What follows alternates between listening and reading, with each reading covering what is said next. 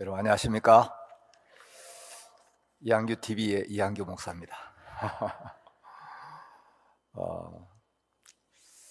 몇 달 전에 이 광주에서 이한규 TV 시청자 한 분이 전화를 했어요. 나름대로 이제 복음을 가지고 있다는 그 어떤 모임에 나가고 있는데 오랫동안 교회를 다니고 복음도 듣고 하나님도 믿고 성경도 부인되어지지는 않는데 이 복음이 마음에 믿어지지 않는다고 우연히 이제 제 유튜브를 이렇게 보고 전화를 해서 그 유튜브에 보면은 재생 목록이 있고 그 안에 들어가면 구원의 의심과 확신이라는 폴더가 있는데 거기 영상이 여러 개 올라와 있으니까 그걸 처음부터 쭉 들어보라고.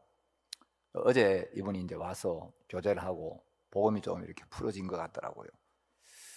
첫날도 또 이제 영상을 보고 이렇게 전화하신 분이 있어가지고 교제를 하고 복음을 듣고 이렇게 갔는데 어제는 뭐 바빠서 못 온다 그랬는데 정말 우리 선교회 안에 정확하고 분명한 복음이 있고 또 하나님 우리를 통해서 이 복음이 나타나는 걸 기뻐하는 걸 생각할 때 너무 감사합니다. 오늘 오전에 로마서 말씀을 읽겠습니다. 로마서 5장 12절부터 읽겠습니다. 로마서 5장 12절부터 제가 읽겠습니다. 이러므로 한 사람으로 말미암아 죄가 세상에 들어오고 죄로 말미암아 사망이 왔나니 이와 같이 모든 사람이 죄를 지었으므로 사망이 모든 사람에게 이르렀느니라. 죄가 율법이 있기 전에도 세상에 있었으나 율법이 없을 때는 죄를 죄로 여기지 아니하느니라. 성경을 조금 앞으로 넘겨서 로마서 3장 19절부터 읽겠습니다. 우리가 알거니와 무릇 율법이 말하는 바는 율법 아래에 있는 자들에게 말하는 것이니 이는 모든 입을 막고 온 세상으로 하나님의 심판 아래 있게 하려 함이니라. 그러므로 율법의 행위로 그 앞에 의롭다 하심을 얻을 육체가 없나니 율법으로는 죄를 깨달음이니라. 이제는 율법 외에 하나님의 한 의가 나타났으니 율법과 선지자들에게 증거를 받은 것이라. 곧 예수 그리스도를 믿음으로 말미암아 모든 믿는 자에게 미치는 하나님의 의인이 차별이 없느니라. 모든 사람이 죄를 범하였음에 하나님의 영광에 이르지 못하더니 그리스도 예수 안에는 구속으로 말미암아 하나님의 은혜로 값없이 의롭다 하심을 얻은 자 되었느니라. 24절 말씀까지 읽었습니다. 이번에 여수교회 우리 형제자매들이 와서 합창을 이렇게 했는데 오래전에 여수교회 이렇게 사역을 한 3년 이렇게 했는데 우리 선교회 안에 뭐 모든 형제자매들이 다 그렇지만 여수교회 형제자매가 얼마나 인정스러운지 만나가지고 막 너무 반가워하고 저도 참 반갑고 그래서 막 자매님들이 목사님 반가워요 그러니까 제가 대구를 떠나서 다시 여수로 갔으면 좋겠다 그런 마음이 조금 들었습니다. 제가 여수 있을 때 이제 우리 교회에 이 정은이라는 주일학교 학생이 하나 이렇게 나왔어요. 그래서 이제 주일학교 와서 말씀도 듣고 이제 주일학교 모임에 꼬박꼬박 나오는데 어느 날 이제 정은이가 교회를 나오면서 할머니가 이제 정은이 따라 교회를 오시기 시작했어요. 할머니가 이제 예배도 한 번씩 오시고 또 부인회도 한 번씩 오시고 교회는 오시는데 이제 말씀을 이렇게 전해보면 이 말씀 듣는 태도 특히 눈동자를 보면 말씀을 듣고 있는지 몸은 교회 와서 앉아 있는데 마음은 콩밭에 가 있는지 그게 보여요. 근데 이 모친이 교회 와서 말씀을 들으시는데 말씀에 귀를 기울이고 말씀을 집중해서 듣는 게 아니고 자꾸 이제 한 번씩 두리번 하고, 저는 말씀을 전하고 있는데 우두커니 창밖을 내다보시고 말씀을 좀 마음으로 안 들으시는구나. 그리고 또 뭐 한두 번 좀 그럴 수 있는데, 어차피 교회에 오셨으면 말씀을 좀 귀담아 듣고 그 예수님의 은혜, 예수님의 사랑을 발견하면 얼마나 복될까. 전 좀 안타깝고 모친이 말씀을 좀 마음을 쏟아 들었으면 좋겠다 싶은데, 그렇다고 뭐 연세 많은 할머니한테 뭐라 할 수도 없고, 제가 이제 좀 마음으로 자꾸 마음이 쓰이는 거예요. 옛날에 어떤 목사님이 말씀을 전하는데 할머니가 말씀만 시작하면 좋으시는 거예요. 아니, 교회 와서 예배를 드리면 마음을 쏟아 좀 말씀을 들으시지. 저 할머니는 단에 서서 말씀만 시작하면 계속 졸고 아멘, 아멘, 아멘도 한두 번이지 계속 막 주무시니까 한 번은 목사님이 해도 너무한다 싶어 화가 났어요. 그러면 할머니가 한두 번 좀 피곤할 수 있고 조실 수 있는데 예배 때마다 오시면 계속 주무시니까 목사님이 그 아무개 할머니 눈 좀 뜨시고 말씀 좀 귀담아 들으세요. 그래 할머니가 목사님 호통을 치시니까 잠이 깼어요. 그래가지고 옆에 있는 할머니 보고 우리 목사님 왜 그러시냐고. 아, 옆에 자꾸 좋으니까 그래 목사님 뭐라 하시잖아. 그러니까 할머니가 졸기는 지가 졸게 해놔놓고 성질은 누구한테 내는 거야 하면서 목사님이 졸게 해놨다고 성질은 나한테 낸다고 막 할머니 그러셨다는데, 하여튼 이제 이 정은이 할머니도 졸지는 않으시는데 말씀을 듣다가 자꾸 창밖을 내다보시고 꼭 너기른 사람처럼 우두커니 이렇게 딴 데를 자꾸 쳐다보시는 거예요. 그래서 제가 아유 할머니 말씀 좀 마음 쏟아 들으시면 좋겠다. 그런데 그러다가 이제 수양회가 됐어요. 그래서 모친님 우리 수양회라는 게 있는데 모친 수양회 한번 가십시다. 수양회 가셔가지고 복음을 듣고 구원을 받으시면 마음이 평안해지고 마음에 있는 죄를 깨끗하게 씻으면 영원한 생명을 얻고 하늘나라에 갈 수가 있습니다. 모친 이제 연세도 많으신데 하늘나라 가실 준비를 해야 안 되겠습니까? 그럼 모친이 그러자고 수양에 한번 가보시겠다고. 그래서 수양에 오셔가지고 이 모친님이 복음반에서 복음을 쭉 듣다가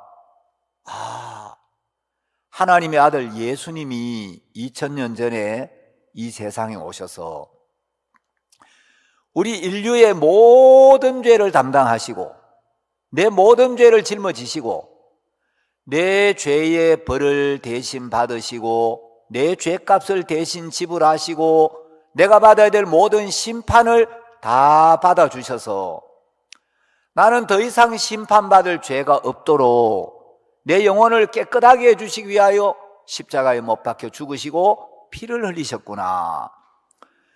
예수님이 십자가에서 내 죄값을 다 지불했기 때문에 내가 받아야 될 모든 심판을 다 받고 가셨기 때문에 십자가에서 내 죄의 심판이 끝이 났구나. 예수님이 십자가에서 내 영혼을 깨끗하게 하셨구나. 믿음이 왔어요. 할머니가 구원을 받고 나니까 아니 교회 올 때마다 형제 자매들이 모친님 구원 받으셔야 돼요. 구원 받으셔요. 그래서 도대체 구원을 어떻게 받아야 되는지 구원을 받고 나면 뭐가 다른지 잘 몰랐는데 구원을 받고 보니까 할머니가 어떤 깨달음이 오느냐면 구원을 받고 보니까 이렇게 마음이 편하고 이렇게 감사하고 이렇게 마음이 행복해지는구나. 이제 앞으로 뭐든지 교회에서 받으라 하면 미루지 말고 빨리 받아야 되겠다. 구원이 이렇게 좋은 줄 알았으면 내가 빨리 받을 걸, 이걸 빨리 받았더라면 내 마음이 너무 평안하고 내가 그 마음고생을 안 해도 됐을 건데, 이제 뭐든지 교회에서 받으라 하면 빨리 받아야 되겠다. 그래서 이제 구원을 받고 났는데 그 다음날 세례식이 있었어요. 그래서 세례가 뭐 하는 건지 모르지만 일단 교회에서 받아라는 건 빨리 받아야 되겠다. 그래서 이제 구원받은 분은 이제 나의 옛사람을 예수님과 함께 이제 십자가에 못 박고 장사 지내고 이제 그리스도와 함께 부활할 걸 믿는 믿음을 고백하는 이 세례를 받는데 모친이 세례식에 오셨어요. 그래 이제 물속에 들어가서 침례를 받으시고 올라오셨는데, 구원을 받고 나서는 너무 감사하고 평안하고 기쁘고 좋았는데 세례를 받고 오니까 자꾸 심장이 별로 안 좋고 속이 울렁울렁하고, 이 물속에 한번 들어갔다 왔는데 속이 미싱미싱하고 속이 자꾸 불편한 거예요. 그래서 내가 물속에 한번 잠겼다가 나오니까 그런가 보다, 좀 지나면 괜찮겠거니. 그 집에 왔는데 집에 와서도 계속 속이 미식거리고 편하지가 않은 거예요. 이제 이분이 아들 하나 딸 하나가 있었는데, 이 아들은 얼마 전에 이제 정은이 아빠가 아들인데 정은이 아빠는 세상을 떠났고, 그래서 딸 하나가 있는데 이제 딸이 엄마 수양회 갔다 왔다니까, 뭐 수양회가 뭐 하는 데인지 모르지만 엄마 잘 갔다 왔어? 그래, 나 잘 갔다 왔다.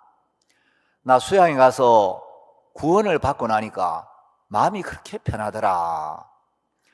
내가 구원이 이렇게 좋은 줄 알았더라면 진작 받을 건데, 근데 구원받고 세례를 받으라 해서 세례를 받았더니 내가 자꾸 속이 울렁거리고 미식거린다.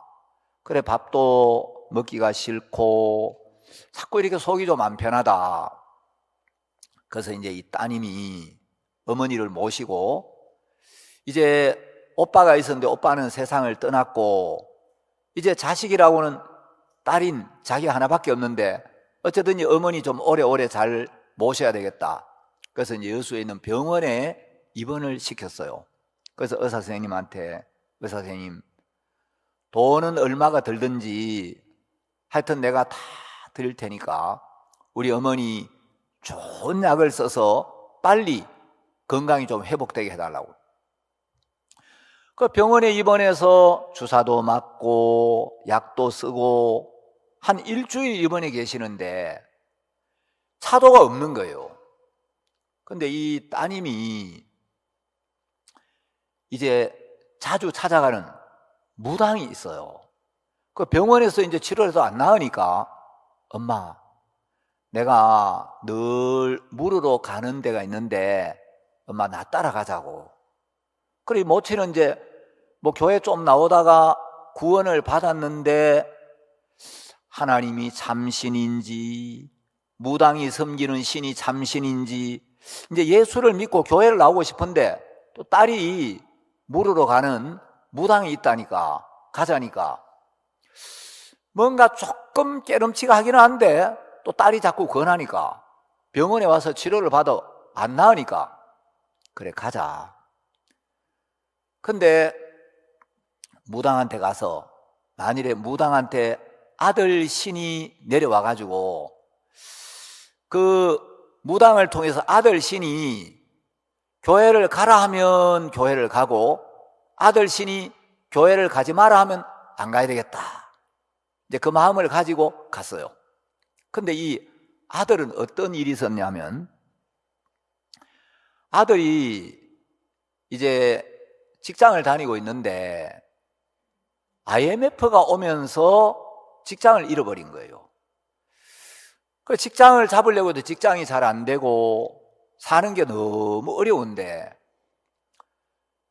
이제 직장이 없으면 뭐 이리저리 좀 일거리도 알아보고 뭐 노가다라도 좀 한번 해야 되겠다, 이런 마음을 가져야 되는데, 어쨌든 내가 가족들을 좀 부양을 해야 되겠다, 이런 책임감을 좀 가져야 되는데, 직장을 잃어버리고 이제 시리에 빠져가지고 집에서 늘 이제 술을 마시니까 이 아내 되는 분이, 아니 뭐 직장을 좀 잃을 수도 있지만 직장이 없으면 마음을 추스리고 뭐라도 할 생각을 해야지, 허구한 날 맨날 집에서 그냥 술만 마시고, 그래서 이제 부부가 자꾸 토닥거린 거예요.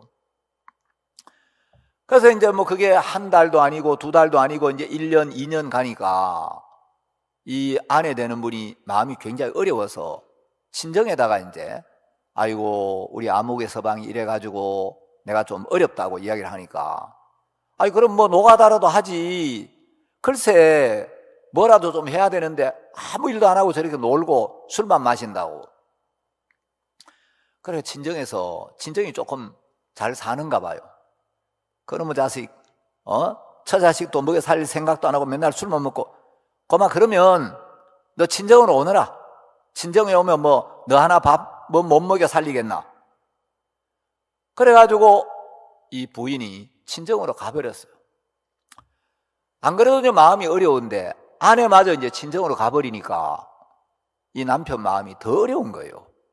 계속 이제 술을 마시고 있는데 그 사정을 알고 친구 한 분이, 야 이 사람아, 자네 그 맨날 그러면 있지 말고 내가 저 맛있는 회도 좀 사주고 할 테니까 나하고 바람도 좀 쐬고 저기 저 돌산에 한번 가자. 그래가지고 이제 친구가 하여튼 뭐 회도 사주고 한다니까 친구 따라 이제 돌산에 가서 회도 한 사람 먹고 또 술도 이제 조금 마시고 오는데, 이 친구 차를 타고 오는데 이제 이 친구분이 음주운전을 해가지고 맞은편에 오는 차하고 정면 충돌을 해가지고 이 정은이 아빠가 돌아가신 거예요. 그래 이제 교통사고로 죽었는데 이 정은이 할머니가 아들이 직장을 잃고 며느리가 친정으로 가버린 데다가 그것도 마음이 아픈데 갑자기 아들이 죽으니까 세상에 낙이 없는 거예요. 너무너무 고통스럽고 이 어린 손녀 하나 키우면서 이 손녀를 어떻게 할꼬. 그래서 이제 마음에 뭘 봐도 예쁘다 싶은 게 없고 어떤 일을 만나도 그거 참 기쁘다 싶은 마음이 안 드는 거예요. 이제 그러던 차에 수양에 와가지고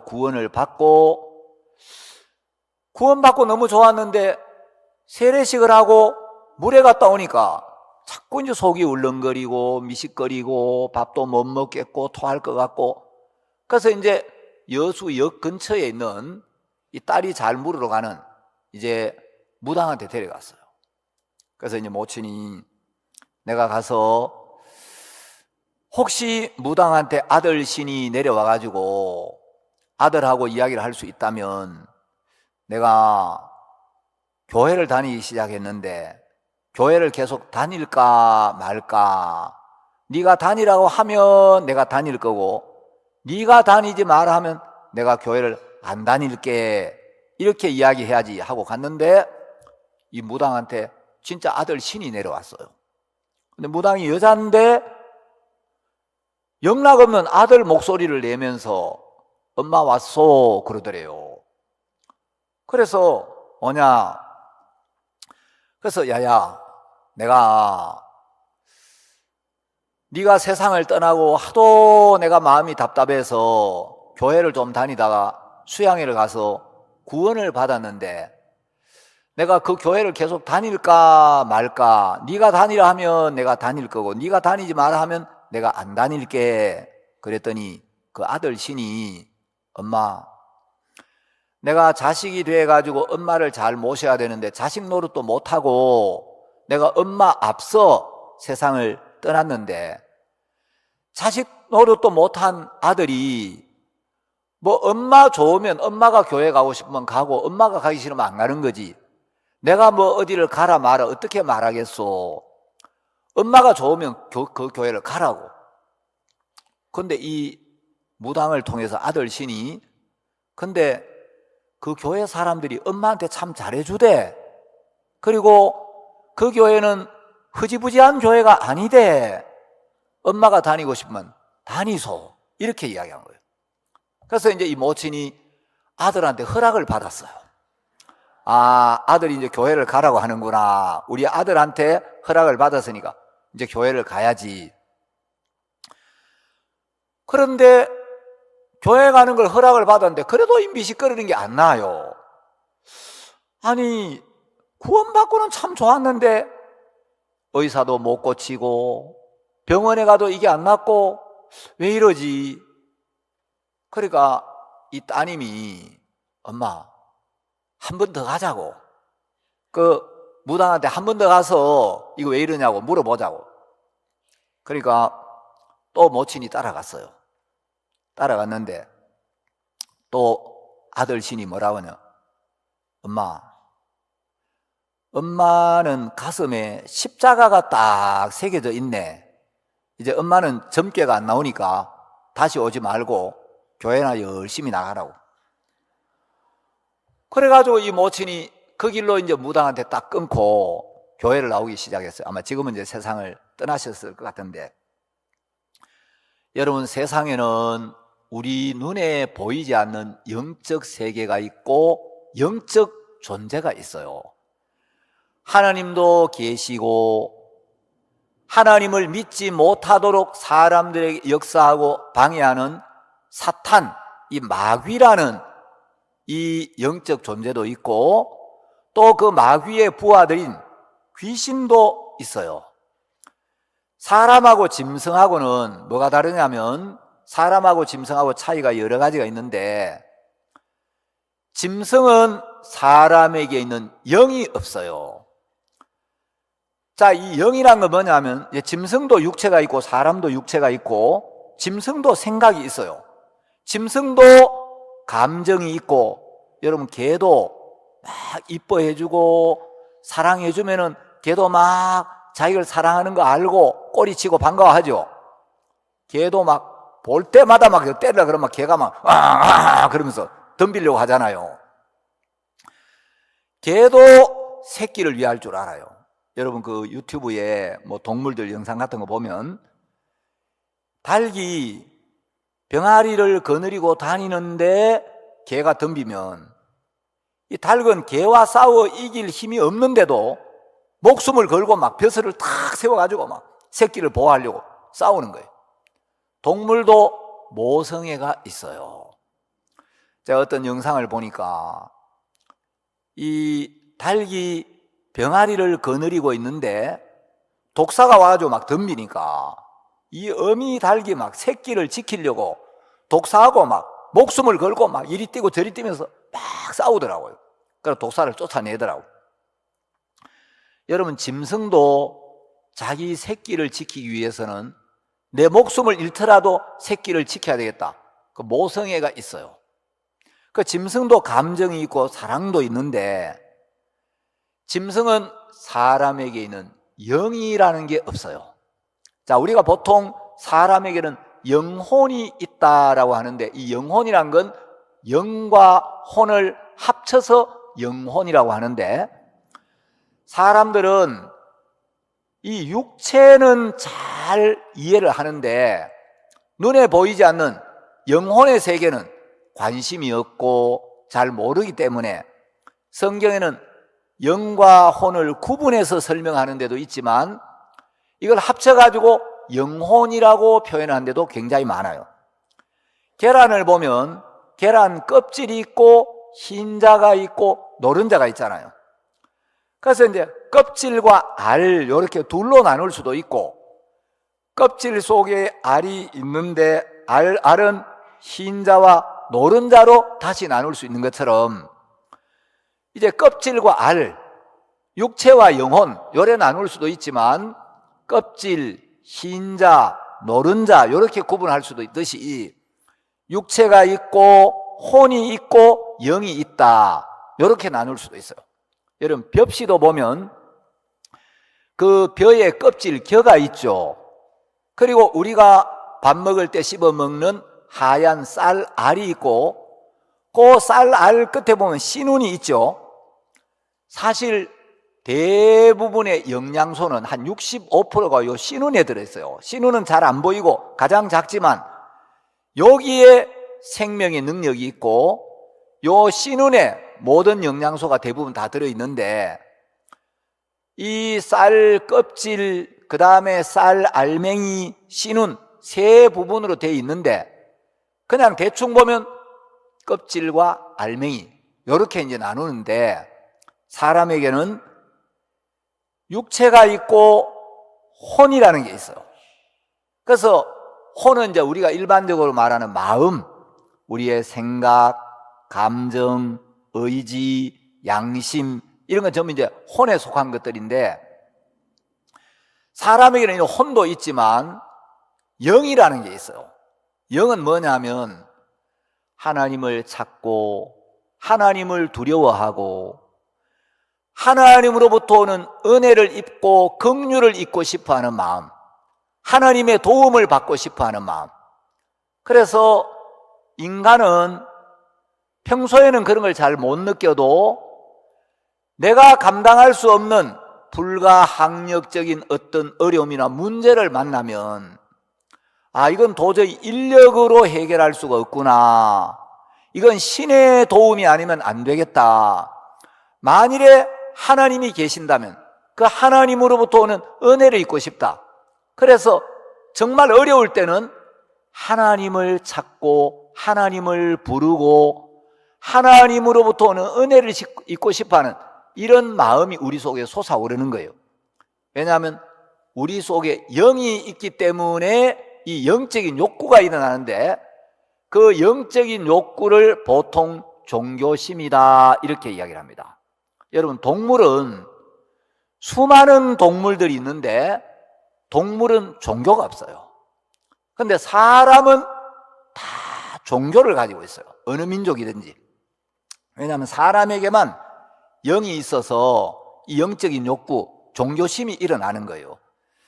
사람은 하나님을 찾고 하나님을 의지하고 하나님으로부터 오는 은혜를 입고 싶어하는 마음이 있고, 또 사람에게는 전도서 3장 11절에 보면 영원을 사모하는 마음이 있다 이렇게 기록이 되어 있습니다. 자, 우리는 누구나 죽음을 두려워하고, 정말 사람이 태어나서 잠시 잠깐 살다가 그냥 사라지는 존재라면 인생이 얼마나 허무하나. 우리가 영원히 살고 싶은 마음이 있는데, 여러분, 왜 영원을 사모하느냐? 우리가 뭘 사모한다는 것은 사모하는 대상이 있기 때문이에요. 여러분, 이제 청춘 남녀들이 서로 사랑을 하고 사랑이 무르익으면 사랑하는 사람과 막 자주 만나고 싶잖아요. 보고 싶고 가까이 하고 싶고. 자, 내가 누군가를 사랑한다, 사모한다, 그리워한다, 그건 대상이 있어야 되는 거예요. 그래서 우리가 영원을 사모하는 것은 영원한 존재, 영원한 세계가 있기 때문에 영원을 사모하는 마음이 일어나는 거예요.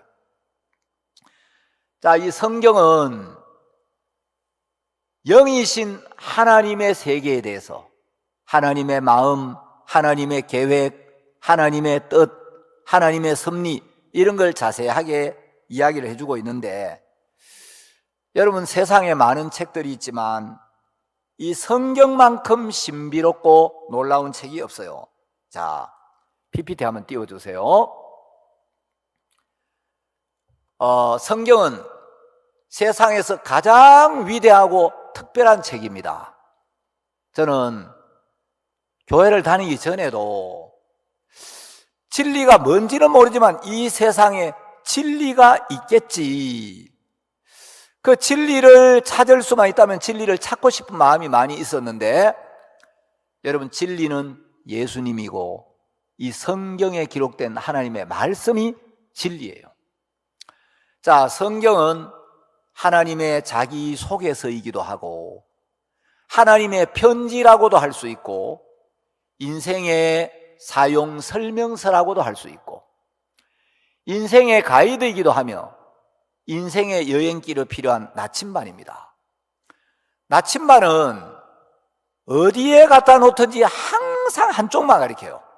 나침반은 어디에 갖다 놓든지 늘 북쪽을 가리키는 것처럼 여러분, 하나님의 말씀은 인생의 나침반이기 때문에 하나님의 말씀은 우리가 어떤 일을 만나든 어떤 위치에 있든 어떤 어려움이 있든 늘 우리 마음이 하나님을 향하도록, 늘 천국을 향하도록 우리 마음의 방향을 잡아주는 책이 성경이에요.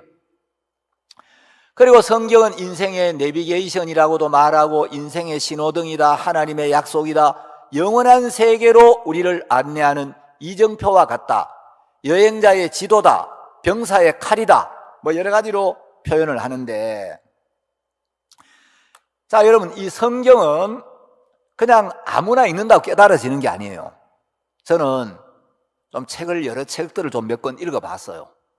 이제 공자님의 말씀을 공자님의 제자들이 모아가지고 기록한 책이 논어인데, 이제 논어에 보면 하기 시습지면 불역여로화, 유붕이 자원방래하면 불역낙호화, 인부지 불언이면 불역군자호화. 읽어드려도 띵호화? 아마 좀 이해가 잘 안 가시겠지만 하여튼 좀 도덕적인 내용이 있는데, 제가 이제 사서삼경을 여러 번 읽어봤는데 어느 날 공자님 제자 중에 계로라는 제자가 있었어요. 그래서 계로가 공자님에게 물었어요.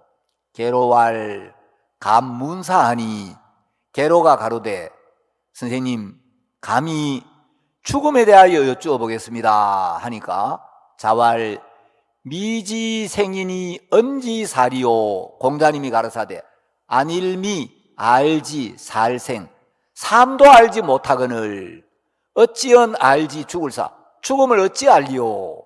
그래서 공자님은 사후세계가 있는지 없는지, 사람이 죽으면 어떻게 되는지 거기에 대해서는 모르겠다고 이야기를 했어요. 하여튼 제가 사서삼경을 읽으면서 이 공자님의 말씀 속에서는 우리가 왜 죽는지, 죽음 너머에 어떤 세계가 있는지, 죽으면 우리 영혼이 어디로 가는지 여기에 대한 답은 없겠다. 그래서 사람이 왜 죽어야 할까? 죽음 너머에는 어떤 세계가 있을까? 이 문제에 대한 답을 찾기 위해서 이 문제에 대한 답은 종교에만 있겠다. 그래서 또 불경을 제가 또 몇 권을 읽어봤어요. 스님들이 연불 할 때 많이 외우는 이제 그 경전이 반야심경인데, 반야심경은 관자재 보살 행심 마하바라 밀다시 도견 오옹조 일체 고액 하면서 맨 끝에 보면 아제 아제 바라제 모지사바하 이렇게 끝나요. 이제 A4 용지 한 장 정도 되는 이제 그 불경인데, 제가 이제 불경 중에 제일 멋있게 마음에 와닿았던 이 불경이 법구경이라는 경전이 있는데, 지금도 오래돼가 뭐 정확하게 기억은 못하지만 대충 어떤 내용이냐면, 지친 나그네에게 길은 멀고 진리를 모르는 어리석은 사람에게 생사의 밤길은 길고도 멀어라. 사랑하는 사람을 가지지 말라. 사랑하는 사람은 만나지 못해서 괴롭고, 미워하는 사람도 가지지 말라. 미워하는 사람은 만나서 괴롭나니, 사랑도 미움도 없는 곳에는 번뇌도 없느니라. 그래서 구원을 받기 전에 읽으니까 너무 마음에 와닿으면서 아멘, 그런 마음이 들었어요. 그런데 내가 실제로 이 말씀대로 사는 게 가능할까? 사람은 감정의 동물인데 평생을 살면서 사랑하는 사람도 가지지 말라, 사랑하는 사람은 만나지 못해서 괴롭고, 미워하는 사람도 가지지 말라, 미워하는 사람 만나서 괴롭나니, 내가 남을 미워하지도 않고 사랑하지도 않고 그건 목석이라 가능하지, 나보고 이렇게 살아면 나는 그거 도저히 안 되겠더라고요. 근데 제가 성경을 읽어봤어요. 제가 이제 학교 국어 선생을 몇 년 하다 보니까 우리 이제 고전 문학은 또 불교와 관련된 문학 작품들이 많아서 이제 불경도 조금 읽어보고, 또 이 서양 문학을 가르치려면 또 성경도 좀 읽어봐야 되는 거예요. 여러분, 삼국지는 읽으면 재미가 있잖아요. 이 책을 읽는 목적은 책을 읽으면 뭐 새로운 지식을 얻든지 아니면 지혜를 얻든지 교훈을 받든지 감동을 받든지 뭐 재미가 있든지 뭐 이런 목적으로 읽는데, 성경을 처음에 읽어보니까 재미가 없어요. 재미가. 창세기는 좀 읽을만 했어요. 출애굽기에 들어가니까 뭐 성막이라는 걸 만드는데 이게 뭐 하는 건지도 모르겠고 왜 만드는지도 모르겠고 이게 나하고 무슨 상관이 있는지. 그래도 성경이 베스트셀러라고 하고 고전 중에 고전이라 하니까 꾸역꾸역 좀 읽어보자. 레위기에 가니까 또 무슨 제사를 지내는데 세상에 이 제사가 뭐 왜 이런 제사를 지내는지 막 정말 성경이 어렵더라고요. 근데 여러분, 이 성경은 그냥 읽는다고 깨달아지는 게 아니고 성경을 푸는 열쇠가 있어요. 이 성경을 푸는 키가 있는데 그 키를 못 찾으면 아무리 성경을 읽어도 이해가, 이거는 머리가 좋다고 깨달을 수 있는 게 아니고, 제가 얼마 전에 제 차를 파킹해 놓고 집에 가려고 이제 차 문을 여는데 이 차 키를 아무리 꽂아도 이 문이 안 열리는 거예요. 이 문이 왜 이렇게 안 열리지?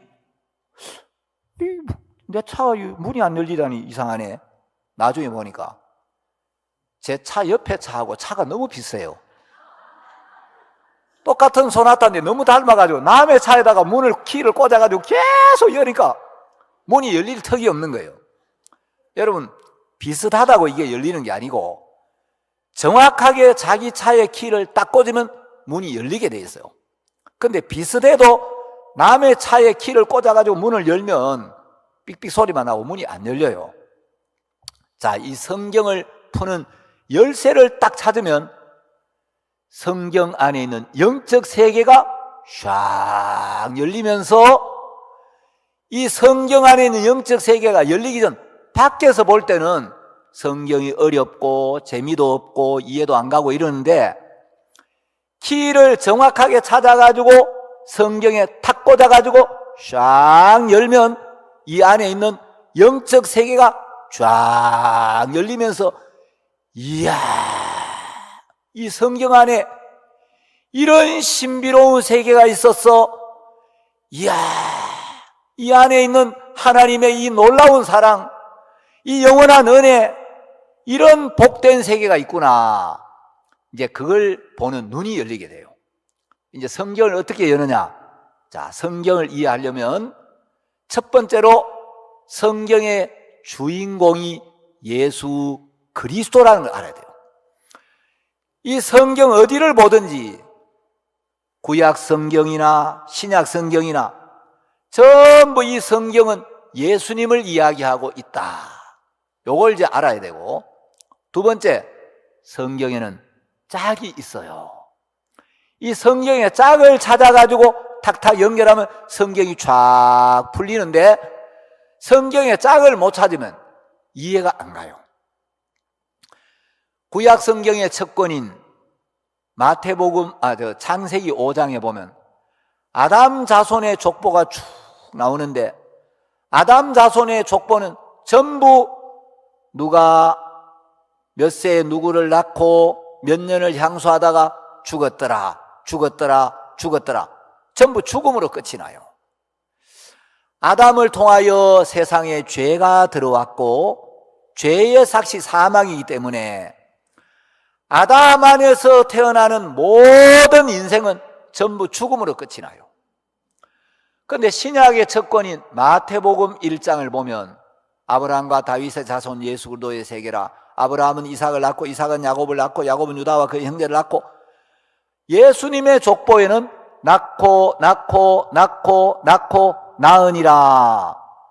예수님의 족보에는 죽음이란 단어가 한 번도 나타나질 않아요. 계속 생명의 역사가 나오는 거예요. 출애굽기 32장에 보면 이스라엘 백성들의 율법이 내려왔습니다. 율법이 내려오던 날 이스라엘 백성들이 하루에 3,000명이 죽어요. 사도행전 2장에 보면 오순절날 성령이 내려오셨는데 성령이 내려오시니까 하루에 제자의 수가 3,000이나 더하더라.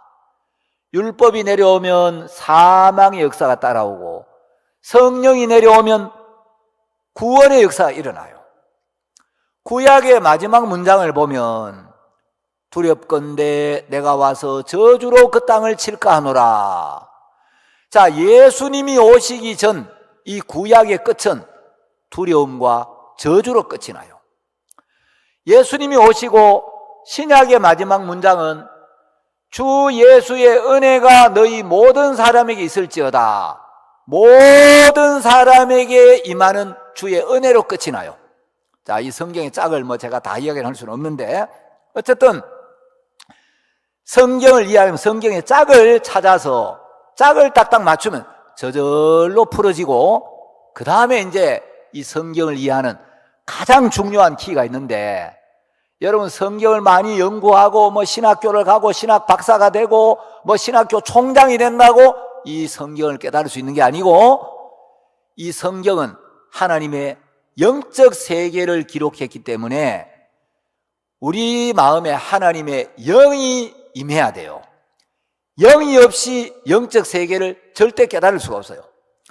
그러니까 하나님의 영을 거룩한 영, 성령이라고 하는데 성령이 우리 마음에 오셔서 영적 세계를 보는 눈을 띄워주면 이 성경 안에 있는 신령한 세계가 보이고 하늘의 세계가 보이고 하나님의 마음이 보이고 하나님 안에 있는 거룩, 은혜, 사랑, 축복 이런 것들이 막 보이기 시작하고 너무너무 감사하고 행복해지는 거예요. 그래서 이제 하나님의 영을 모셔야 되는데 하나님의 성령은 언제 우리 마음에 임하느냐 하면 사도행전 2장 38절에 보면 죄 사함을 받으라 그리하면 성령을 선물로 받으리니 우리 마음에 있는 모든 죄를 깨끗하게 씻으면 죄 사함을 받으면 그때 성령이 임하게 돼요. 자, 그래서 이제 죄를 씻어야 성경을 올바로 이해하고 깨달을 수가 있게 됩니다. 자, 오늘 제가 이제 로마서 5장 말씀을 읽었는데 로마서 5장 12절에 보면 이러므로 한 사람으로 말미암아 죄가 세상에 들어오고 죄로 말미암아 사망이 왔나니 이와 같이 모든 사람이 죄를 지었으므로 사망이 모든 사람에게 이르렀느니라. 자, 여기 한 사람은 우리 모든 인류의 조상인 아담을 이야기합니다. 아담 한 사람을 통하여 죄가 세상에 들어왔고 죄로 말미암아 사망이 왔다. 자, 죄로 말미암아 사망이 왔기 때문에 죄를 해결하지 않으면 절대 사망에서 벗어날 수가 없어요. 사망은 늘 죄를 따라가기 때문에 우리 마음에 죄가 있으면 항상 사망이 따라오는 거예요. 그래서 우리가 죄에서 벗어나고 사망에서 벗어나고 영원한 생명을 얻기 위해서는 마음에 있는 모든 죄를 깨끗하게 씻어야 되는데 자, 죄로 말미암아 사망이 왔다. 성경에는 두 가지 사망이 있습니다.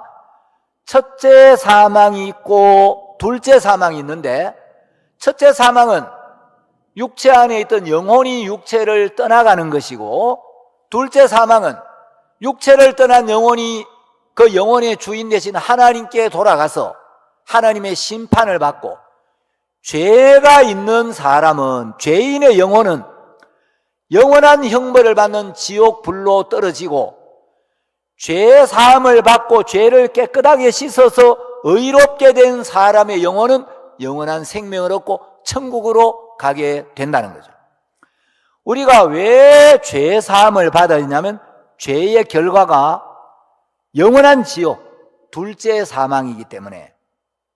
그런데 이제 이 죄가 들어와서 죄 때문에 저주가 오고 멸망이 오는데 사람들은 죄의 심각성, 죄의 위험성을 잘 모르는 거예요. 우리 선교에 이대현 목사님이라고 있어요. 나이가 저하고 동갑인데 저하고 다니면 늘 꼭 큰형님 같이 보여요. 그분은 막 나이가 좀 저보다 많아 보이고, 근데 이제 저하고 나이가 동갑인데, 이대현 목사님이 재밌는 이야기를 한번 하더라고요. 집이 논산인데 아버지가 농사를 지으셨대요.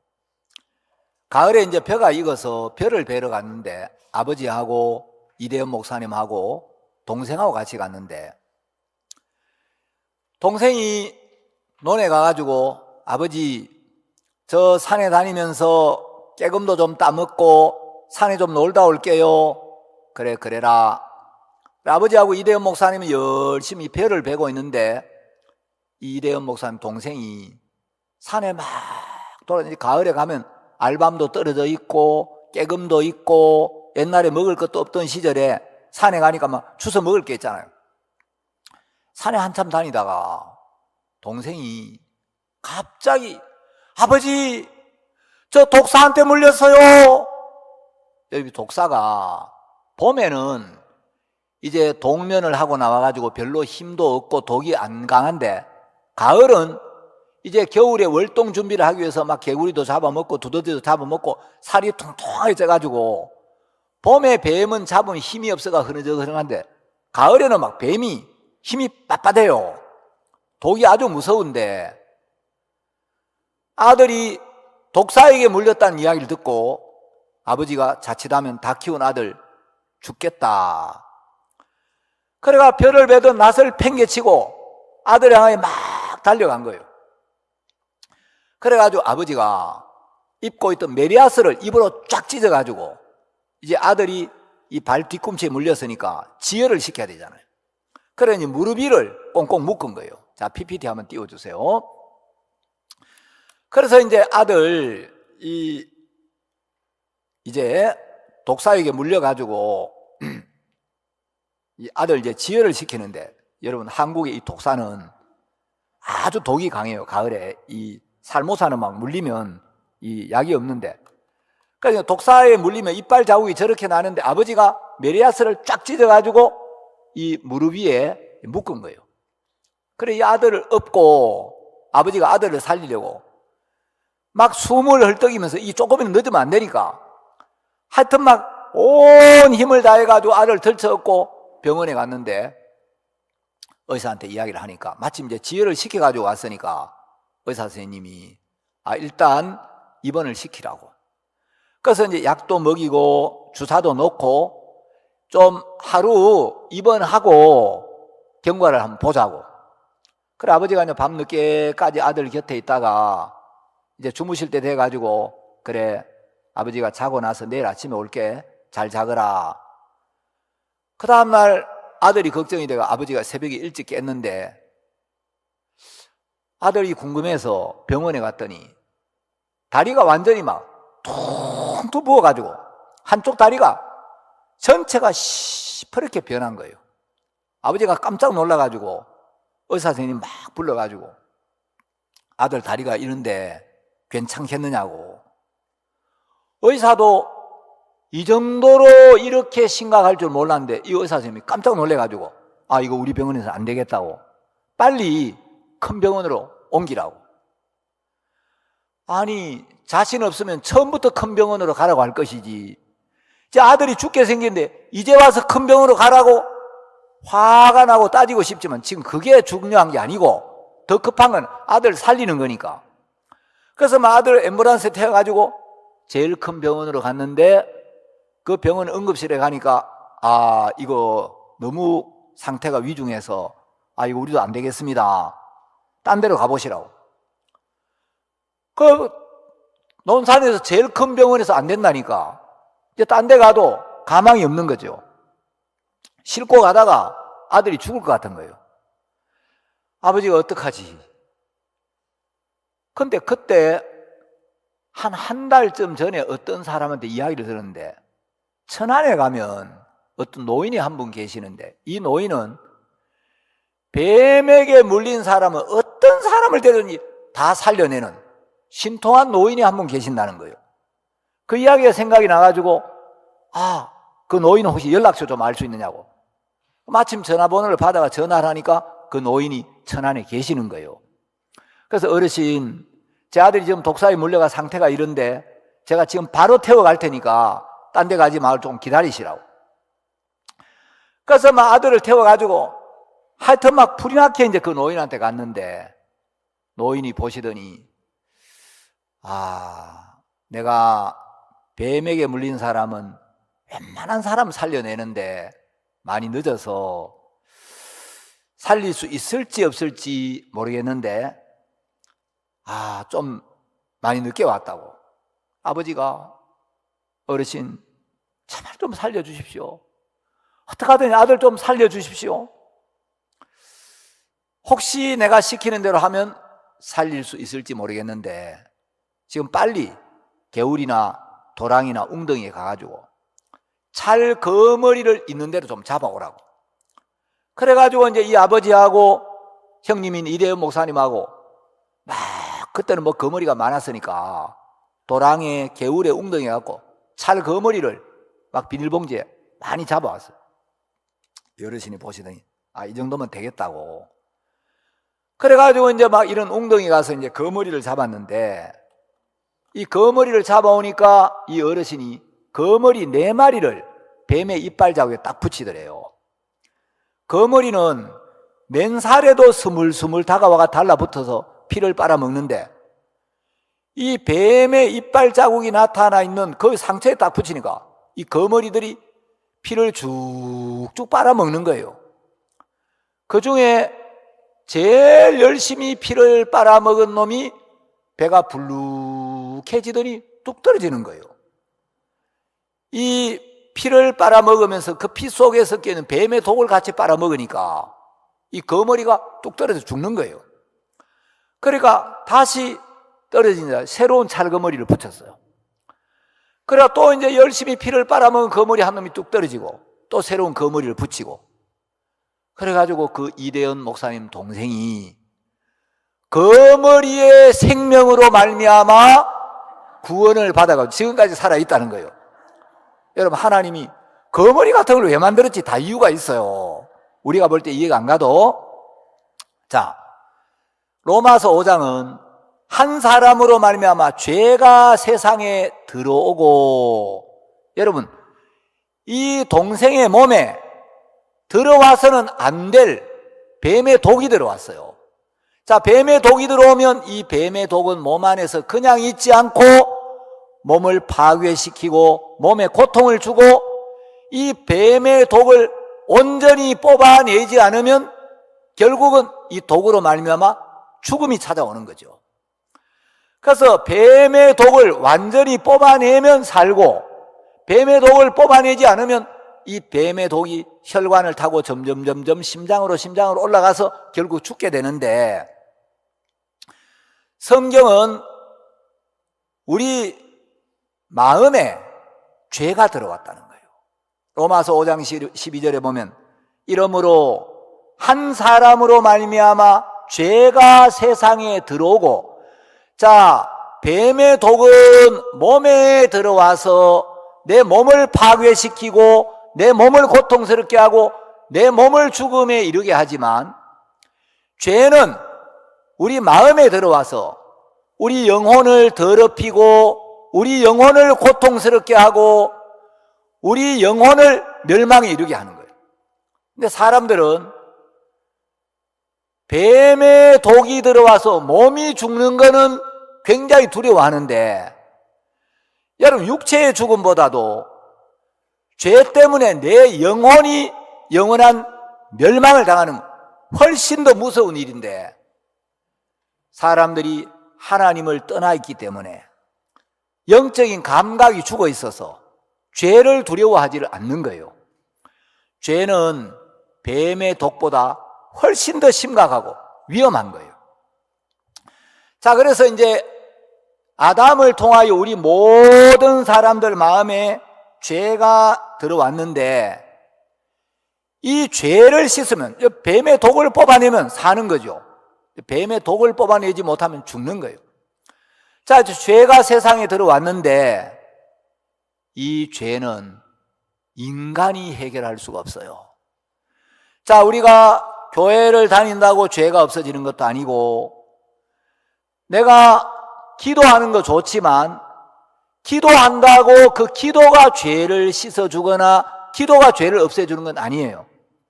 여러분 교회 다니면서 죄 때문에 여러분 마음에 가책도 느끼고 두려움도 느끼고 하나님 앞에 죄를 사해달라고, 죄를 용서해달라고 기도를 많이 해봤을 거예요.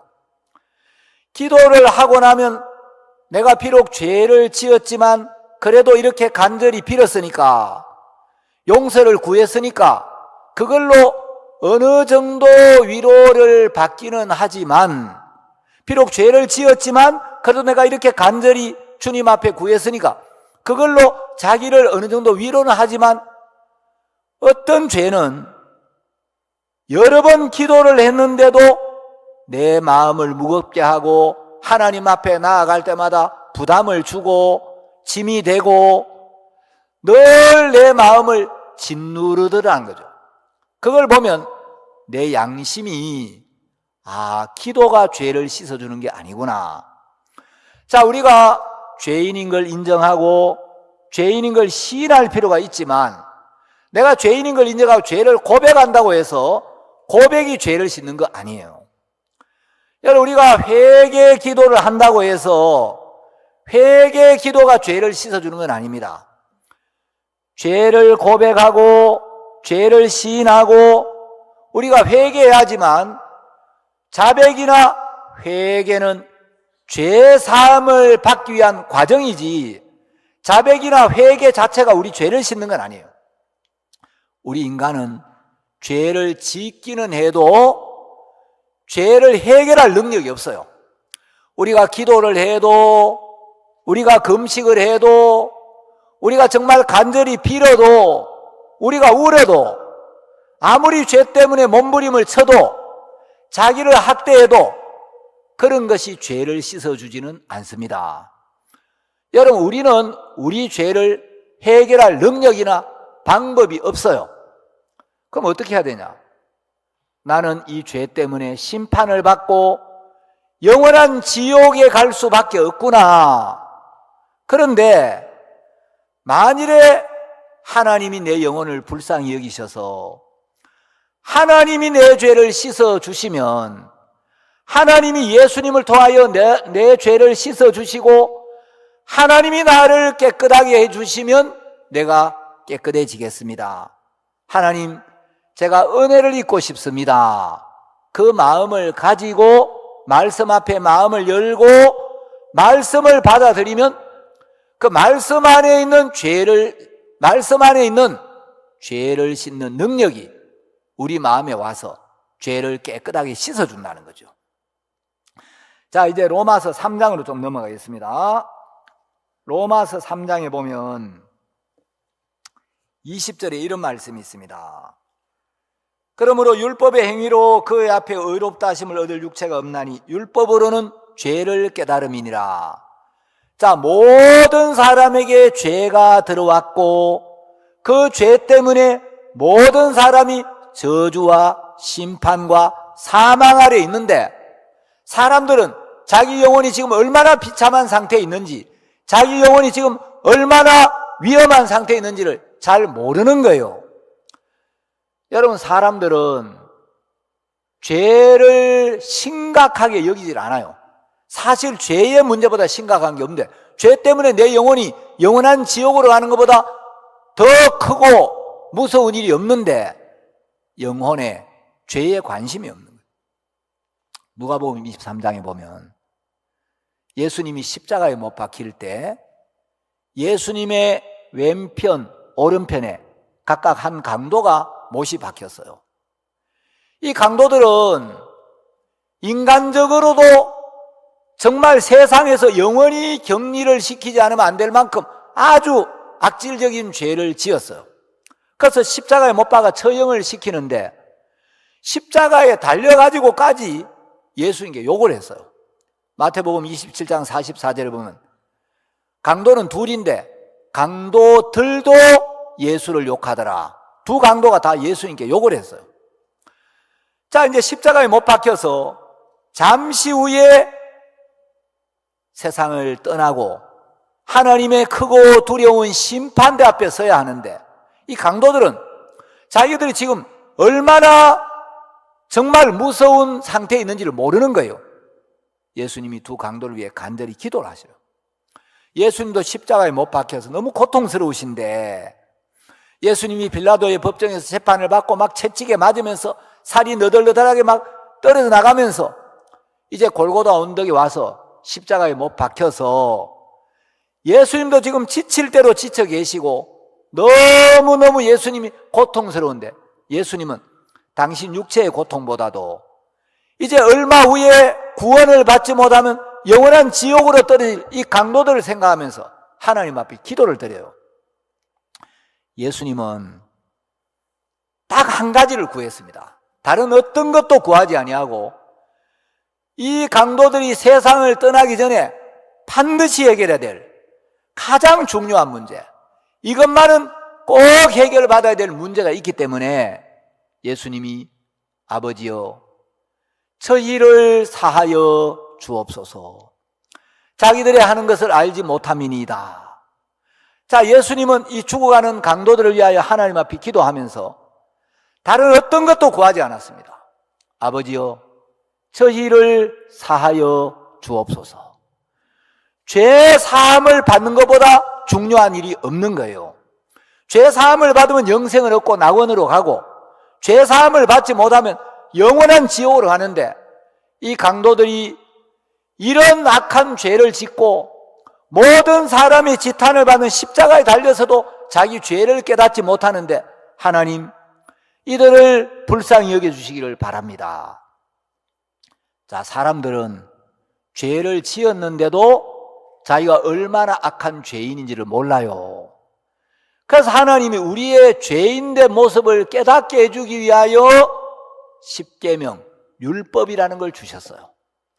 자, 이 율법은 이걸 잘 지켜서 착한 사람이 되고 경건한 사람이 되고 깨끗한 사람이 되고 구원을 받으라고 준 게 아니고, 율법을 지키려고 애를 써보면 나는 도저히 율법을 지킬 수 없는 연약한 인간이구나, 부족한 인간이구나, 율법의 행위로는 절대 의롭게 될 수 없구나, 내가 나를 고칠 수 없구나, 내가 나를 깨끗하게 할 수 없구나, 그래서 나에게는 하나님의 은혜가 필요하고 예수님의 구원이 필요하구나, 이걸 깨달으라고 주신 법이 율법이에요.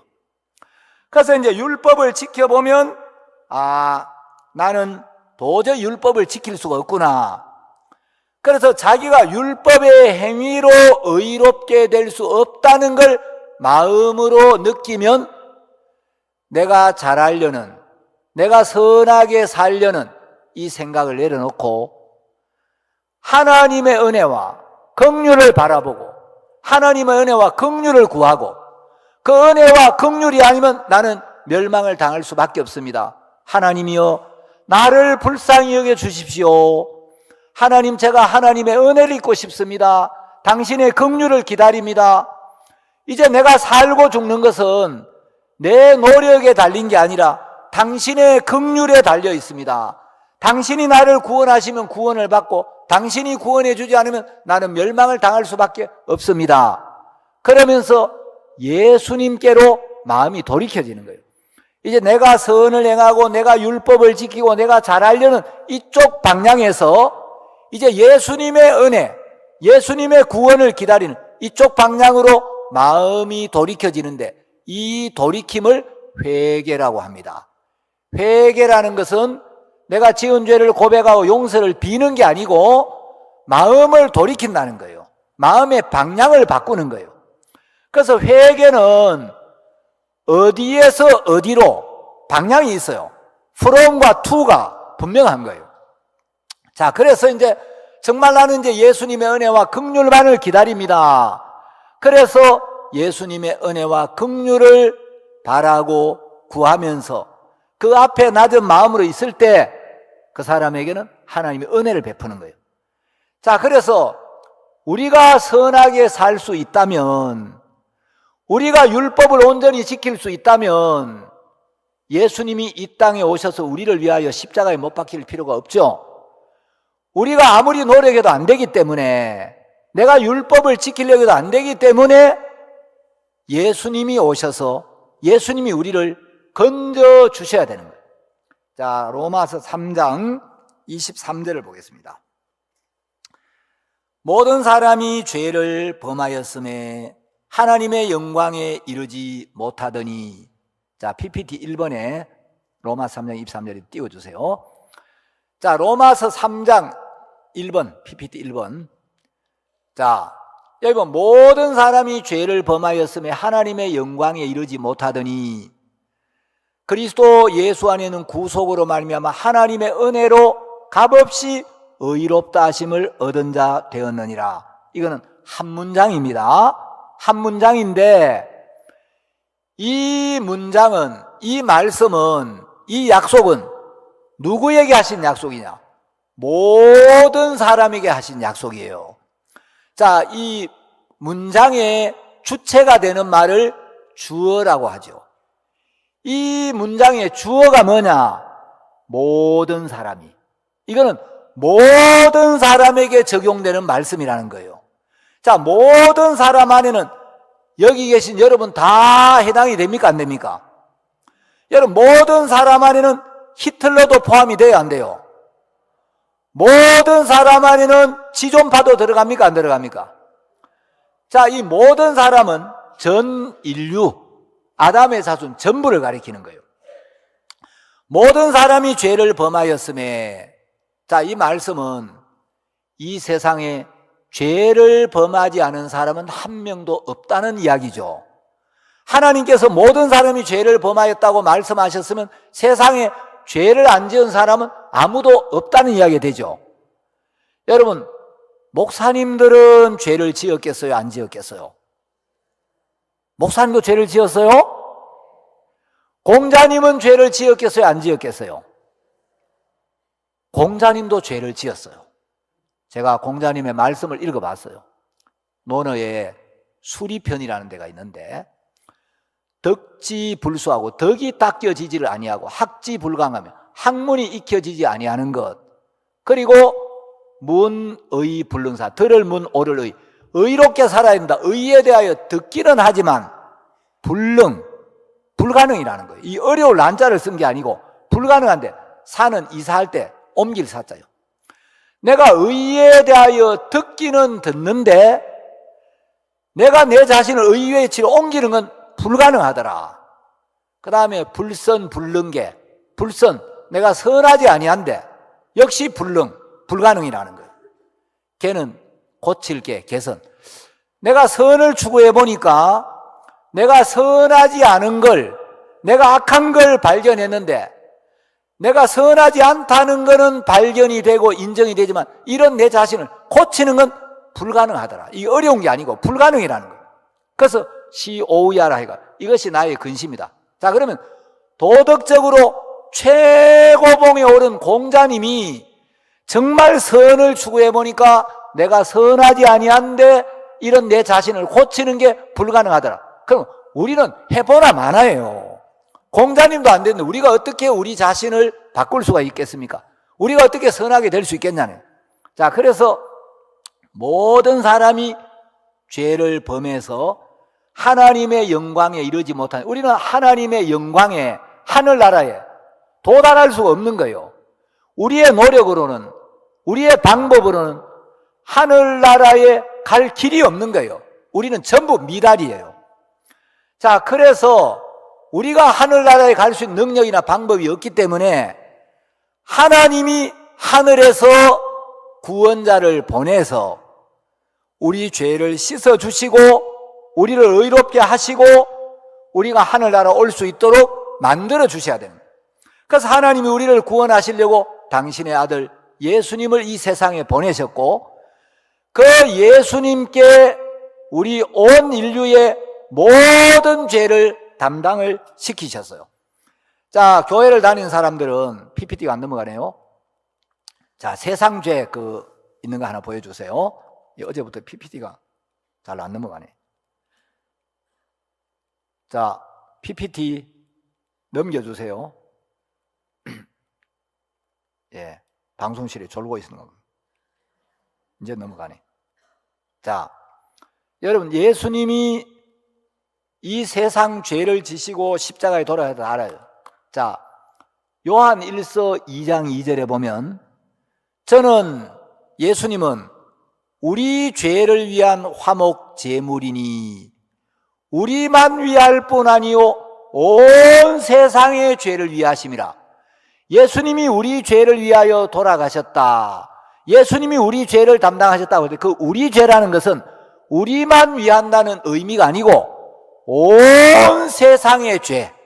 자, 온 세상은 아담부터 이 세상 마지막 사람의 죄까지, 아담의 자손 중에 노아도 있고 아브라함도 있고 모세도 있고 다윗도 있고 엘리야도 있고 2000년 전에 예수님이 오셨고, 우리는 예수님이 오신 지 2025년 이 현재 이 시점에 있는데, 예수님이 담당하신 죄는 아담부터 이 세상 마지막 사람의 죄까지, 우리 조상들이 지은 모든 죄, 우리가 지은 모든 죄, 우리 후손들이 지을 죄, 우리가 과거에 지은 죄, 방금 지은 죄, 앞으로 지을 죄, 내가 마음으로 품은 죄, 너무 더럽고 너무 부끄럽고 너무 가증스러워서 아무에게도 말도 못하고 내가 무덤까지 마음에 담고 갈 그 죄, 내가 볼 때 이런 죄는 너무 커서, 이런 죄는 너무 악해서, 이런 죄는 너무 부끄러워서, 이런 죄는 용서가 안 될 거야. 그 죄. 나는 이런 죄를 자꾸 반복적으로 계속해서 지어. 한 번만 짓는 게 아니고, 자꾸 이런 죄를 계속 짓는데 용서가 안 될 거야. 그건 여러분 생각이고, 성경은 이 세상 시작부터 끝까지 인간들이 짓는 모든 죄, 마음으로 범한 죄, 생각으로 지은 죄, 몸으로 지은 죄, 행위로 지은 죄, 모든 죄를 하나님이 예수님께 담당을 시켰다는 겁니다. 그래서 그 죄가 예수님께 담당이 됐기 때문에 그 죄값을 예수님이 지불하셔야 되는 거예요. 그래서 이제 우리 죄가 예수님께 온전히 담당이 되어서 우리 죄가 예수님께 넘어간 걸 보시고 하나님은 그 예수님을 어떻게 소개하냐. 요한복음 1장 29절에 보면 예수님을 이렇게 소개해요. 이튿날 요한이 예수께서 자기에게 나오심을 보고 가로되, 보라, 세상 죄를 지고 가는 하나님의 어린 양이로다. 자, 여기 이 요한은, 세례 요한은 늘 회개하라고 회개의 세례를 외치는 사람인데, 세상 죄가 예수님께 온전히 담당된 그날부터는 회개하라 이렇게 이야기를 하지 않고 이제 보라 하고 이야기를 하는 거예요. 그전에는 늘 회개하라, 천국이 가까웠다, 회개하라, 독사의 자식들아, 막 이렇게 신랄하게 이야기를 했는데, 이제 세상 죄가 예수님께 온전히 담당된 걸 보고 나서는 회개하라 이렇게 하지 않고 보라, 세상 죄를 지고 가는 하나님의 어린 양이로다. 뭘 보라는 거예요? 죄를 짓는 자신을 바라보는 게 아니고 우리 죄를 지고 가는 하나님의 어린 양을 보라는 거예요. 죄를 짓는 자기 모습을 바라보면 늘 죄인이에요. 내가 죄를 지었지만 하나님이 예수님을 보내서 그 예수님에게 우리 인류의 모든 죄를 담당시켰다고 성경에 명백하게 보정이 되어 있고, 우리의 모든 죄는 전부 예수님께 담당이 된 거예요.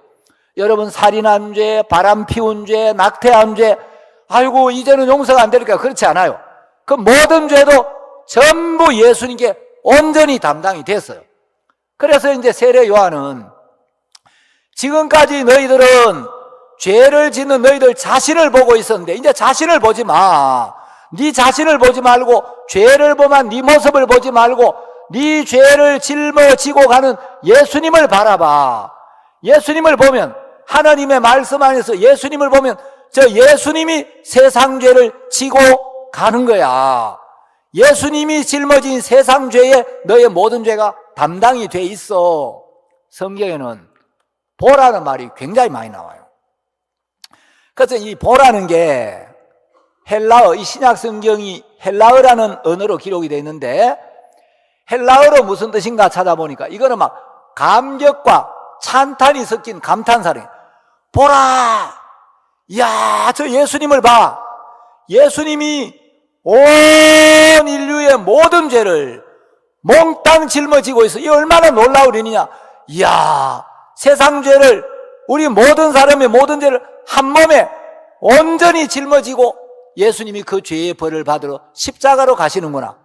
제가 영어를 잘 몰라가지고 영어를 잘하는 영어 박사들 몇 명한테 성경에 보라는 말이 몇 번 나오냐고 한번 찾아보라 그랬더니 이 킹제임스 성경이라는 데는 보다, 이 C라는 단어가 한 1600번 나오고 behold라는 단어가 어떤 박사님은 1300번 좀 나온다고 나한테 조사를 해가 보니까 어떤 박사님은 한 1500번 넘는다고. 하여튼 이제 이 버전이 좀 다른 것 같아요. 어쨌든 여러분, 이 성경에는 보라는 단어가 굉장히 많이 나옵니다. 우리 한국어 성경도 한 400번 넘게 나와요. 자, 보라, 세상 죄를 지고 가는 하나님의 어린 양이로다. 이 한국어 성경이나 영어 성경에는 세상의 모든 죄를 지고 간다고 되어 있어요. 그 영어 성경에도 For the sins of the whole world 해가지고 온 세상의 죄들. 제가 외국의 여러 선교사한테 물어봤어요. 에스파뇰은 어떻게 되어 있냐, 러시아 성경에는, 프랑스 성경에는 다 물어보니까 똑같이 되어 있는데 중국어 성경에는 번역이 좀 다르게 되어 있어요. 그러니까 중국어 성경은 두 가지로 번역되어 있는데 다른 나라의 모든 성경은 온 세상의 죄라고 되어 있는데 중국어 성경에는 전 인류의 죄라고 번역이 된 데도 있고 온 천하에 있는 인간의 죄, 하늘 아래에 있는 모든 인간의 죄. 자, 여러분도 전 인류 안에 포함이 됩니까? 여러분도 온 천하에 있는 인간의 하나인 거 맞아요? 우리도 하늘 아래에 있는 인간이죠. 예수님은 하늘 아래에 있는 모든 인간의 죄, 전 인류의 죄를 담당하신 거예요. 자, 그런데 그 죄의 삭시 사망이니까 예수님 자신은 원래 죄가 없으셨지만 우리의 모든 죄를 대신 짊어지셨으니까 그 죄값으로 예수님이 죽으셔야 되는 거예요. 그래서 예수님이 그 죄를 짊어지고 3년 동안 이 땅을 다니면서 만나는 사람마다 너의 모든 죄를 내가 지고 간다. 네 모든 죄를 하나님이 나한테 담당시키셨어. 네 죄가 전부 나한테 넘어와 있어. 그래서 내가 너를 대신하여 죽으면 너는 영원히 살게 돼. 내가 그 하늘에서 이 낮은 곳으로 내려와서 너의 죄를 지고 너를 대신하여 죽는 이유는 이 낮은 곳에 있는 네가 죄 사함을 받고 저 영광스러운 하늘에서 영원히 살게 하기 위하여. 그래서 내가 십자가로 가는 거야. 내가 십자가에 피를 흘리면 네 죄가 씻어지고 너는 의롭게 돼. 이걸 3년 동안 알리시고 예수님이 이제 십자가에 달리십니다. 요한복음 19장 23절에 보면 군병들이 예수를 십자가에 못 박고, 자, 예수님이 이제 우리 모든 인류의 죄를 짊어지고 십자가에 못이 박혔습니다. 그래서 머리에 가시관을 쓰시고 두 손과 두 발에 못이 박혀서 6시간 동안 달려 있었어요. 그러니까 예수님이 그 피를 다 쏟으시고 세상을 떠나시기 직전에 마지막으로 하신 말씀이 다 이루었다. 다 이루었다는 것은 예수님이 인류를 죄에서 멸망에서 구원하기 위한 구원자로 오셔서 온 인류의 모든 죄를 짊어지고 그 죄와 함께 십자가에 못 박혀서 피를 흘리셨고, 하나님은 예수님이 흘린 그 피에 우리 죄를 씻는 능력이 있고 그 피가 우리 죄를 씻는 증거가 된다. 그래서 예수님은 머리에서 두 손에서 두 발에서 그 피를 아낌없이 다 쏟아주시고 이제 인류의 모든 죄가 영원히 씻어졌다. 하나님 앞에서 모든 사람의 모든 죄가 완벽하게 영원토록 다 씻어졌다. 그게 다 이루었다는 말씀의 의미예요. 예수님이 이 땅에 오셔서 우리의 모든 죄를 완벽하게 씻어 놓으셨고 우리의 모든 죄값을 완벽하게 지불했어요. 그래서 우리의 죄에 대한 심판이 끝났고 우리는 더 이상 심판받을 죄가 없게 되었고 예수님이 우리의 죄를 다 씻었기 때문에 이제 예수님이 십자가에 못 박혀 돌아가신 그날 후로는 우리가 더 이상 죄인이 아니라 죄 사함을 받은 의인이라는 거예요. 자, 죄를 짓지 않은 의인이 아니고 죄를 사함받은 의인이라는 겁니다. 우리는 죄를 지었지만 예수님이 우리가 앞으로 지을 모든 죄까지 다 씻어주시고 돌아가셨어요. 히브리서 9장 12절에 보면 염소와 송아지의 피로 아니하고 오직 자기 피로 영원한 속죄를 이루사 단번에 성소에 들어가셨느니라. 자, 염소나 짐승으로 이런 짐승의 피로 우리 죄를 씻는 게 아니라 오직 자기 피로, 오직이란 말은 이 길밖에 없다, 유일하다는 거죠. 오직 예수님이 십자가에 흘린 그 피로 영원한 속죄를 이루사. 여러분, 영원한 속죄라는 것은 속죄의 공로, 속죄의 효력이 영원까지 미친다는 거예요. 영원은 몇 년이죠? 1000년이에요? 만년이에요? 1000년의 만배도 영원이 아니에요. 영원은 1000년의 만배의 만배의 만배의 만배의 만배의 만배의 만배도 아니고 영원이란 끝이 없는 게, 영원히 끝이 없는 게, 예수님이 우리의 모든 죄를 영원토록 씻었다는 겁니다. 우리의 죄를 영원토록 씻어야, 죄가 완벽하게 씻어져야 죄의 싹신 사망도 영원히 떠나게 되고, 사망이 영원히 떠나가야 우리가 영원한 생명을 얻을 수가 있는 거예요. 그래서 예수님 우리에게 영원한 생명을 주기 위하여 우리의 모든 죄를 지고 십자가에서 그 피로써 우리 죄를 영원히 씻어 놓은 겁니다.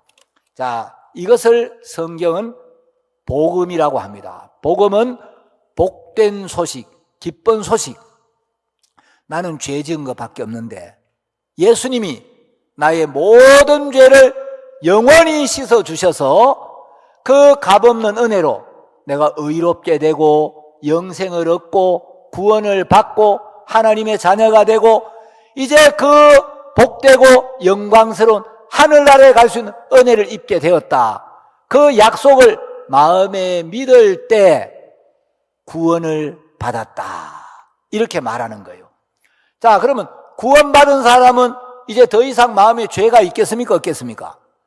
마음에 죄가 있는 사람은 아직 구원을 못 받은 사람이고 구원을 받아야 될 사람이고, 예수님이 이미 2000년 전 십자가에서 내 모든 죄를 다 씻어 주셨고 내가 받아야 될 모든 벌을 다 받고 가셔서 이제 나는 죄의 심판이 끝이 났구나, 죄가 없구나, 이 약속을 믿는 사람은 구원을 받은 사람이에요. 자, 그래서 예수님이 우리 죄를 영원히 씻어 놓고 요한복음 5장 24절에서 내가 진실로 진실로 너희에게 이르노니 내 말을 듣고 또 나 보내신 이를 믿는 자는, 자, 예수님의 말씀을 듣고 보니까 죄가 있습니까? 없습니까? 예수님의 말씀을 듣기 전에는 내가 늘 죄를 지으니까 죄인이라고 생각을 했는데 예수님의 말씀을 듣고 보니까 내가 죄를 지은 것도 사실이지만 예수님이 내 죄를 사신 것도 사실이에요. 그래서 내가 죄를 지은 게 사실인 만큼 예수님이 내 죄를 사신 것도 동일하게 확실한 사실인 거예요. 그래서 예수님의 말씀을 듣고 예수님을 보내신 하나님을 믿는 자는, 여러분, 신앙은 나를 고치는 게 아니고 열심히 뭘 하는 게 아니고 예수님이 하신 일과 예수님이 하신 말씀을 듣고 믿는 거예요. 우리 죄를 씻어주시고 우리를 의롭다고 하신 그 예수님을 믿는 거예요. 그러니까 이걸 믿는 자는 영생을 얻었고 심판에 이르지 아니하고 사망에서 생명을 옮겼다. 자, PPT 1번 다시 띄워주세요. 첫 번째 읽었던 본문 PPT 1번. 자, 모든 사람이 죄를 범하였음에 하나님의 영광에 이르지 못하더니, 이게 원래 우리 모습이었는데 그리스도 예수 안에 있는 구속으로 말미암아. 자, 여기 구속이라는 단어가 나오는데 요거는 수갑을 채워서 자유를 속박하는 구속하고 달라요. 수갑을 채워서 사람의 자유를 제한하는 요것은 구속, 짧게 읽고, 성경에 나오는 이 구속은 길게 읽어요. 건질구 갚을 속. 그래서 구원과 속죄를 합친 말입니다. 자, 우리는 죄를 지었는데 예수님이 우리 죄값을 갚아주시고 우리를 죄에서 온전히 건져주시는 은혜로 말미암아 하나님의 은혜로 값없이 의롭다 하심을 얻은 자 되었네. 왜 값없이냐? 구속 할 때 이 속자가 갚을 속자라 그랬죠. 내가 죄를 지었지만 예수님이 내 죄값을 갚으셨기 때문에 나는 그 은혜로 값없이, 값을 지불할 필요 없이 하나님 앞에서 의롭다, 죄가 없다, 깨끗하다 하심을 얻은 자가 되었다. 이 말씀을 믿으면 영생을 얻고 구원을 받고 하나님의 백성이 되고 영원한 천국으로 간다고 하나님이 보증을 하신 거예요. 여러분, 이 하나님의 말씀을 믿으시고 여기 오신 분들 한 분도 빠짐없이 그 영원한 나라에 갈 수 있게 되기를 바랍니다. 기도하겠습니다.